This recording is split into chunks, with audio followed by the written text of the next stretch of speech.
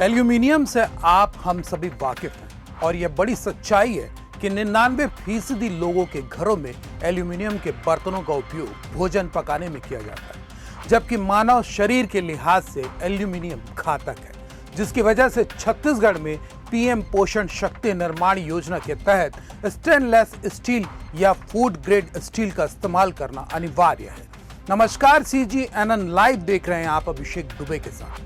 और आज एक बार फिर छत्तीसगढ़ में नौकरशाहों की मनमानी का नया कारनामा आपके लिए लेकर आए हैं। ऐसी मनमानी जिसका सीधा संबंध छत्तीसगढ़ के नौनिहालों से है, जिसमें अपनी जेब लाल करने के लिए स्कूल शिक्षा विभाग के अफसरों ने प्रदेश के लाखों बच्चों की जिंदगी को दांव पर लगा दिया है। इतना ही नहीं, बल्कि कमीशन खोरी के लिए सरकारी खजाने पर भी बड़ी सेंधमारी का मसौदा तैयार किया गया, जबकि महज एक दिन के इंतजार के बाद सरकारी खजाने के लाखों रुपए बच सकते थे।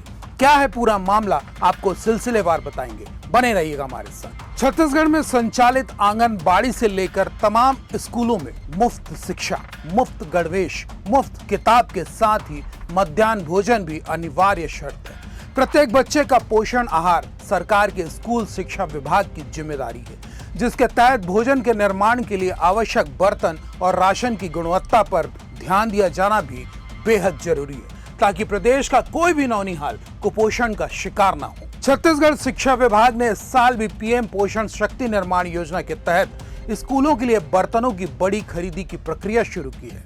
हर 5 साल में विभाग बर्तन बदलने के नाम पर करोड़ों रुपए खर्च करता है। इस बार कुल 30.27 करोड़ रुपए की खरीदी की जा रही है, जिसके लिए वर्क ऑर्डर भी जारी हो चुका है। ताज्जुब की बात यह है कि इस बार खरीदी की लिस्ट में कुकर छोड़कर बाकी सभी सामान के लिए SS यानी स्टेनलेस स्टील का प्रयोग करने को कहा गया है, लेकिन कुकर एल्यूमिनियम का खरीदा जा रहा है, वह भी करीब 6 करोड़ रुपए का। बच्चों के समग्र स्वास्थ्य के लिए शुरू हुई पीएम पोषण शक्ति निर्माण योजना का उद्देश्य पोषण की स्थिति में सुधार करना, स्कूलों में बच्चों की उपस्थिति बढ़ाना और कुपोषण को कम करना है। इस योजना में जारी दिशा निर्देशों के तहत स्टील या फूड ग्रेड स्टेनलेस स्टील के बर्तन इस्तेमाल करने के स्पष्ट निर्देश हैं। इसके बाद भी शिक्षा विभाग इस गाइडलाइन को दरकिनार कर एल्यूमिनियम के कुकर की खरीदी कर रहा है। इसे लेकर खाद्य आयोग से 16 सितंबर को शिकायत की गई।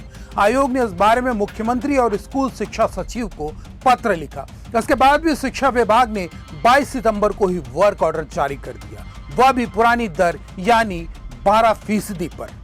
सूत्रों के अनुसार राज्य के लगभग 28,568 सरकारी स्कूलों के लिए करीब 33,828 प्रेशर कुकर खरीदे जा रहे हैं। ये सभी एल्यूमिनियम मटेरियल के होंगे। इनकी क्षमता 10 से 15 लीटर तक रखी गई है।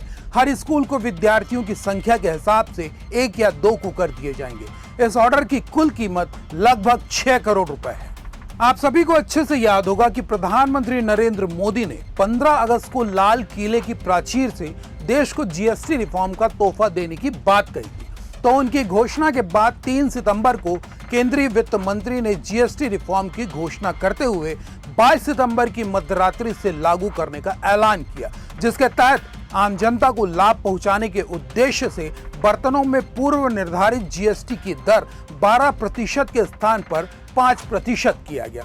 इसके बावजूद बचत की घोषणा को दरकिनार करते हुए GST रिफॉर्म लागू होने से ठीक पहले यानी 22 सितंबर को मध्य रात्रि से पहले पुराने GST दर पर वर्क ऑर्डर जारी कर दिया गया। सीधे तौर पर देखा जाए तो बर्तन खरीदी में 6 करोड़ रुपए एल्यूमिनियम के प्रेशर कुकर के लिए खर्च किया जा रहा है, जिस पर 12% की दर से GST लागू होगा। जबकि महज 12 घंटे के बाद वर्क ऑर्डर जारी किया जाता तो सीधे तौर पर सरकारी खजाने का 7% बचाया जा सकता था, जो सीधे सीधे इशारा करता है कि बच्चों के स्वास्थ्य से जुड़ी योजना में भी भ्रष्टाचार किया जा रहा है। इस पूरे मसले पर आपकी प्रतिक्रिया बेहद जरूरी है, क्योंकि नौकरशाहों की इस मनमानी के आंच में कहीं ना कहीं हम सभी के बच्चे झुलस रहे हैं। तो कमेंट जरूर कीजिएगा और लाइक शेयर के साथ ही चैनल को सब्सक्राइब करना मत भूलिएगा।